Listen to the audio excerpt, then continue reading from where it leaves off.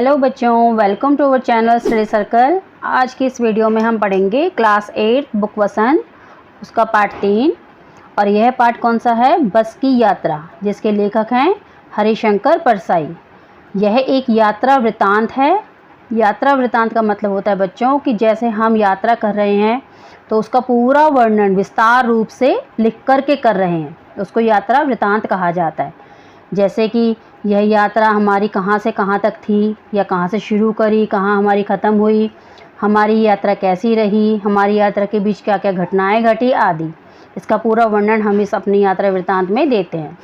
दूसरा, इस पाठ की एक और ख़ास बात है कि यह पाठ व्यंग्यात्मक शैली में लिखा गया है। मतलब इस पाठ को जब हम पढ़ाएंगे तो आप उन सभी बातों को, उन सभी दृश्यों को फील करना, सोचना कि जैसे हम इस यात्रा के एक यात्री हैं और जो जो कुछ घट रहा है वो हमारे साथ ही हो रहा है, और हम इस बस की एक सीट पर बैठे हैं। तो उन सारी बातों को जब आप इमेजिन करोगे, सोचोगे, अपने साथ फील करोगे, तो आपको इस पाठ में पढ़ते हुए हंसी आएगी। तो चलिए पढ़ते हैं पाठ बस की यात्रा, जिसमें लेखक ने अपनी यात्रा के बारे में और बस की हालत के बारे में व्यंग्यात्मक शैली में पूरा विस्तृत रूप से वर्णन किया है। चलिए पाठ की तरफ आते हैं।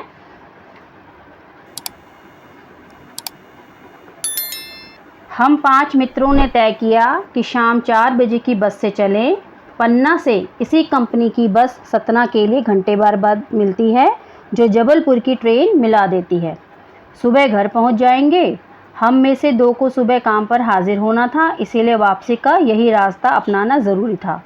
लोगों ने सलाह दी कि समझदार आदमी इस शाम वाली बस से सफ़र नहीं करते। क्या रास्ते में डाकू मिलते हैं? नहीं, बस डाकिन है।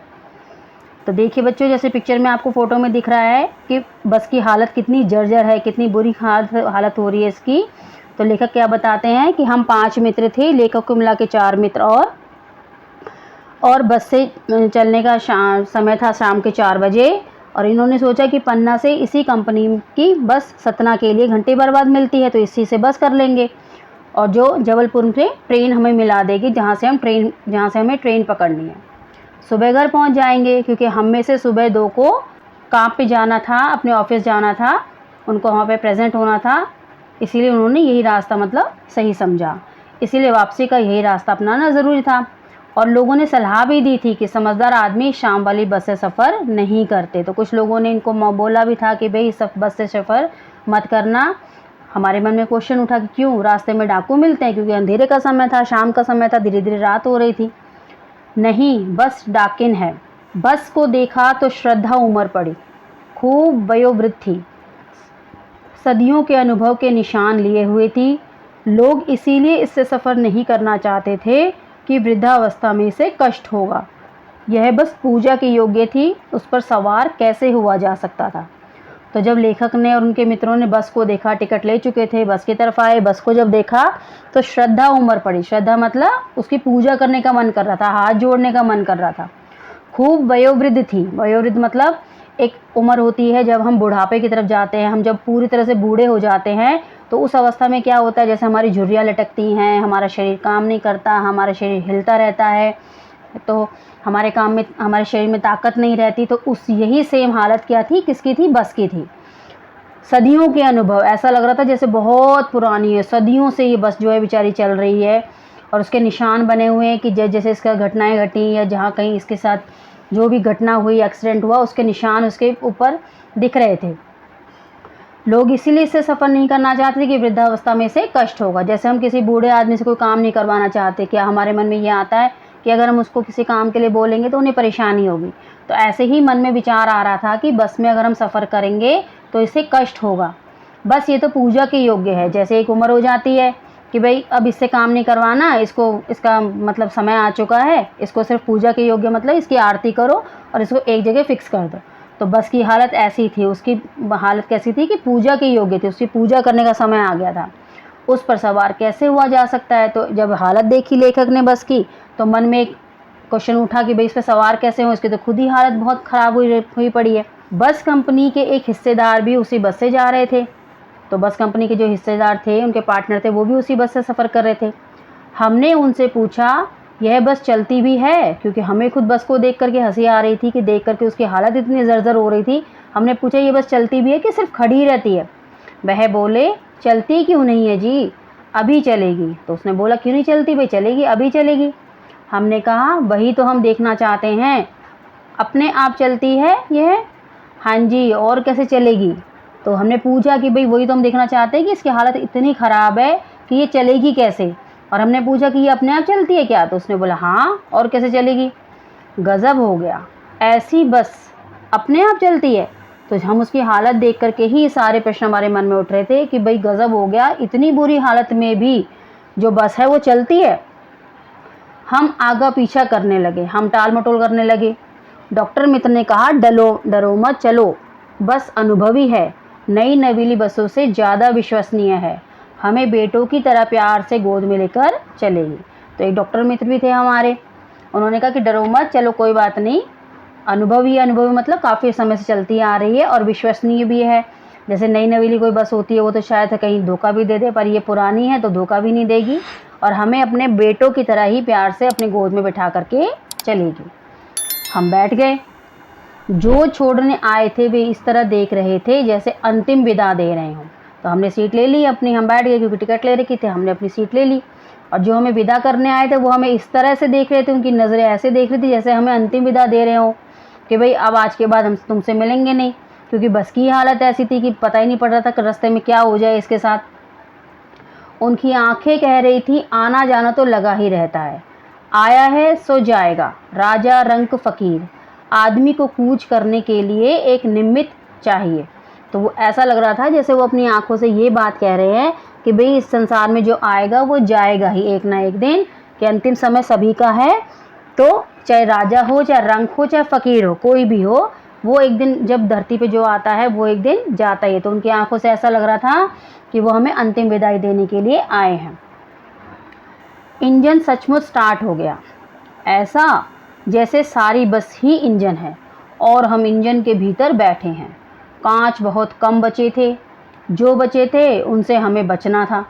हम फ़ौरन खिड़की से दूर सरक गए। इंजन चल रहा था, हमें लग रहा था कि हमारी सीट के नीचे इंजन है। तो बैठ गया, स्टार्ट हो गई बस। स्टार्ट हुई तो इंजन की आवाज़ ऐसी लगी जैसे पूरी ही बस इंजन पे बनी हुई है या पूरी बस इंजन ही है। हम इंजन के ऊपर ही बैठे हुए हैं ऐसा फील हो रहा था हमें। कांच बहुत कम थे उस बस पे और जितने भी थे वो भी खड़ खड़ खड़ खड़ बहुत ज़्यादा आवाज़ कर रहे थे। तो हम खिड़की से थोड़ा सा दूर सरक के बैठ गए। इंजन चल रहा था और हमें लग रहा था कि हम सीट के, हमारा जो इंजन है वो सीट के ही नीचे है, जो बस का इंजन है वो हमारी सीट के नीचे है। ऐसे फीलिंग आ रही थी कि बस का जो इंजन है वो हमारी सीट के नीचे है। बस सचमुच चल पड़ी और हमें लगा कि ये गांधी जी के असहयोग और सविनय अवज्ञा आंदोलनों के वक्त अवश्य जवान रही होगी। तो हमने एक तरह से इसकी हालत से एक अनुमान लगाया कि ये बस कब रही होगी या कब खरीदी होगी, जब गांधी जी ने असहयोग आंदोलन या सविनय अवज्ञा आंदोलन शुरू किया था, उस समय की ये बस रही होगी। तो इतनी पुरानी बस होगी ये पक्का। इसे ट्रेनिंग मिल चुकी है और इसे सब कुछ सिखा चुका है कि कैसे तुम्हें चलना है, कैसे तुम्हें आगे रास्ता तय करना है। हर हिस्सा दूसरे से असहयोग कर रहा था, मतलब पूरी जो बस थी वो एक दूसरे से, सब कुछ उसके पार्ट थे वो अलग अलग भाग रहे थे। पूरी बस सविनय अवज्ञा आंदोलन के दौर से गुजर रही थी। पूरी बस से हमें यही फील हो रहा था बैठ करके कि ये सविनय अवज्ञा मतलब कोई बात माननी ही नहीं है, उससे गुजर रही है। सीट का बॉडी से असहयोग चल रहा था। हम जो बैठे हुए थे जिस सीट पर, हमारी बॉडी उस पर टिकी नहीं रही थी, इतनी हिल रही थी बस।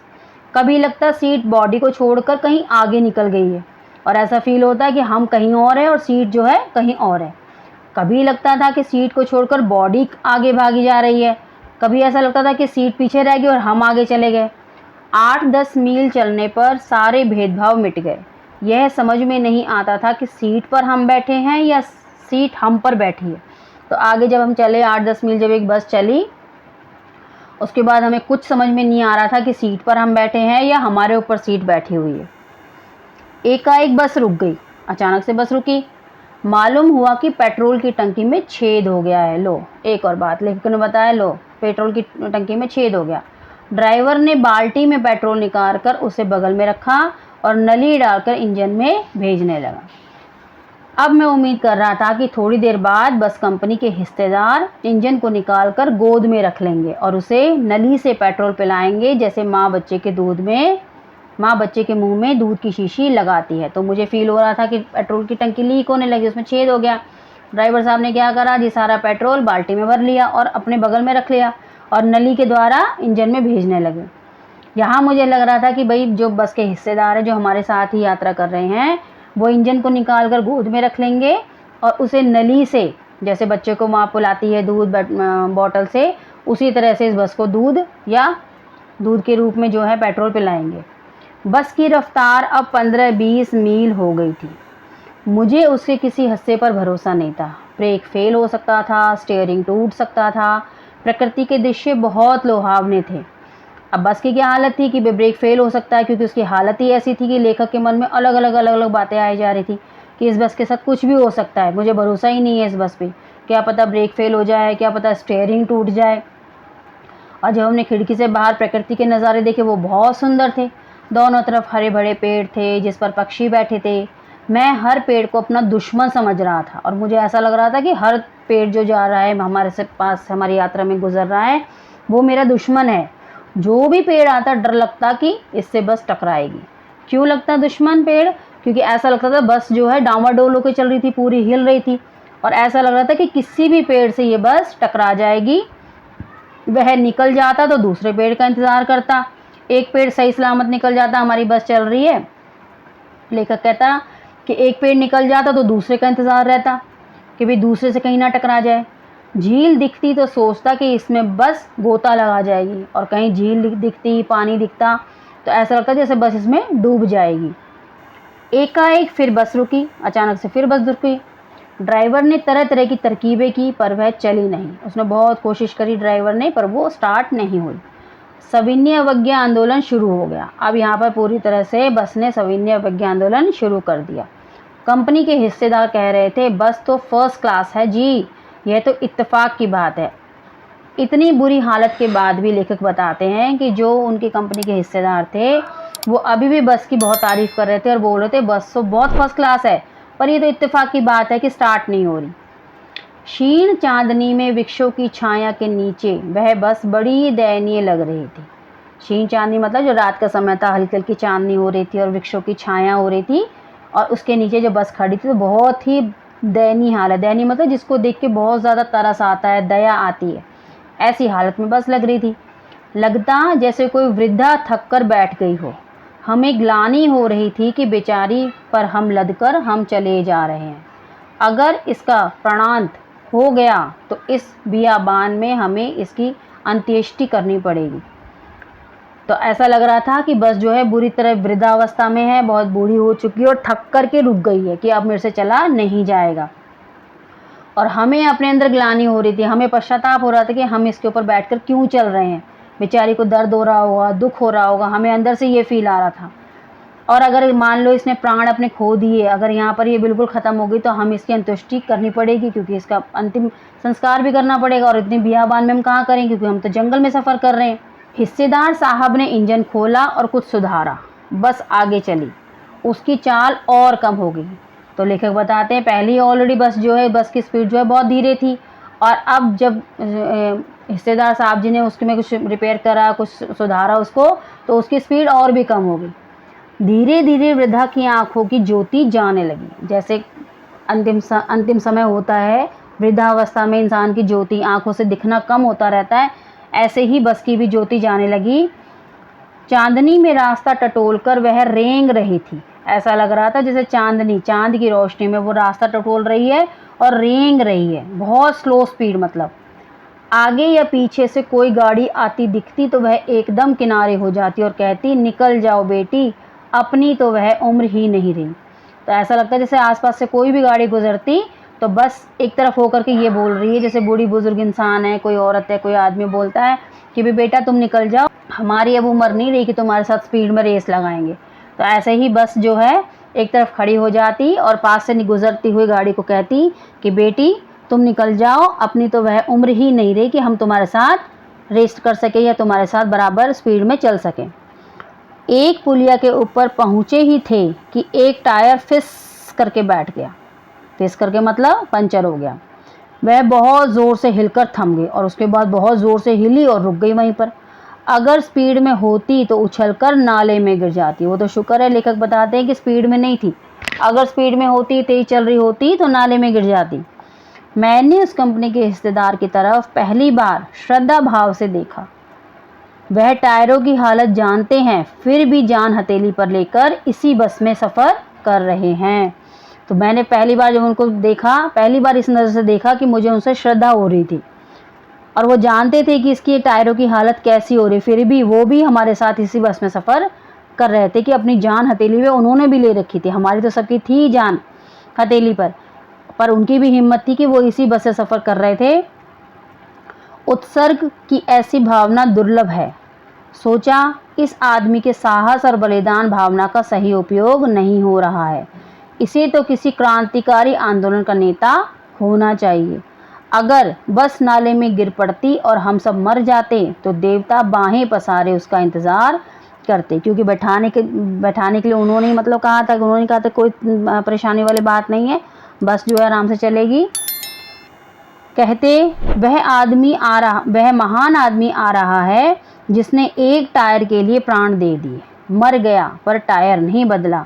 तो यहाँ लेखक बता रहे हैं कि मतलब बस की इतनी बुरी हालत थी, उनके टायरों की इतनी बुरी हालत थी, पर जो कंपनी का हिस्सेदार था उन्होंने इसकी रिपेयरमेंट नहीं करवाई, ना इसका कोई मेंटेनेंस करा, इस बस को कभी भी कोई मतलब देख रेख नहीं करी और इसके टायर इतने पुराने हो गए थे कि उसने प्राण ही दे दिए। दूसरा घिसा टायर लगाकर फिर बस चली। अब दूसरा टायर लगाया, वो भी घिसा हुआ था। अब हमने वक्त पर पन्ना पहुंचने की उम्मीद छोड़ दी थी, क्योंकि इसकी स्पीड ही इतनी थी, बस बहुत धीरे धीरे चल रही थी। अब हमने सोच लिया था कि भाई ये टाइम पर हमें अपने स्टेशन पर नहीं पहुंचाएगी। पन्ना कभी भी पहुंचने की उम्मीद छोड़ दी थी और हमें तो लग रहा था कि हम पन्ना कभी पहुंच ही नहीं पाएंगे। पन्ना क्या, कहीं भी कभी भी पहुंचने की उम्मीद छोड़ दी थी और हमें तो ये लग रहा था कि पन्ना ही क्या, हम तो कहीं पर भी नहीं पहुंच पाएंगे और कभी भी नहीं पहुंच पाएंगे। लगता था ज़िंदगी इसी बस में गुजारनी है और इससे सीधे उस लोक को प्रयाण कर जाना है। और ऐसा लग रहा था कि हमारी पूरी बची हुई ज़िंदगी जो है इसी बस में गुजर जानी है और सीधा हम इसी से अब क्या बोलते हैं ऊपर वाले मालिक से मिलेंगे। देखिए प्रयाण मतलब हमारे प्राण इसी बस में निकल जाएंगे। इस पृथ्वी पर उसकी कोई मंजिल नहीं है। हमारी बेताबी तनाव खत्म हो गए। अब हमें कोई भी बेताबी नहीं थी, कोई तनाव नहीं था। हम बड़े इत्मीनान से घर की तरफ बैठ गए। चिंता जाती रही, हंसी मजाक चालू हो गया। अब हमने सारी चिंताएं छोड़ दी, हम इत्मीनान से घर की तरफ बैठ गए। जैसे हम घर में इत्मीनान से बैठते हैं, कोई चिंता नहीं होती, फिक्र नहीं होती, अपने घर में जैसे हम बहुत मतलब बेफिक्री से बैठते हैं, उसी तरह से हम बस के अंदर बैठ गए। हमारी सारी चिंता हमारी जाती रही, हंसी मजाक चालू हो गया। हमने आपस में बातचीत करना और हंसी मजाक चालू कर दिया। तो बच्चों यहीं पर हमारा यह पाठ बस की यात्रा, जो कि एक व्यंग्यात्मक शैली में लिखा गया था, समाप्त हुआ। आई होप आपने इस पाठ को समझा और एंजॉय किया होगा। जल्दी ही हम इस पाठ के अभ्यास की वीडियो को लेकर आएंगे और आपको ये वीडियो पसंद आई है तो इसे लाइक करें, मेरे चैनल को सब्सक्राइब करें और बेल आइकन दबाना ना भूलें, जिससे आपको मेरी सभी लेटेस्ट वीडियो की अपडेट सबसे पहले मिलेगी। और अपने ज़्यादा से ज़्यादा फ्रेंड्स के साथ इस वीडियो को शेयर करें। तो चलिए मिलते हैं अपनी नेक्स्ट वीडियो में, तब तक के लिए बाय एंड टेक केयर।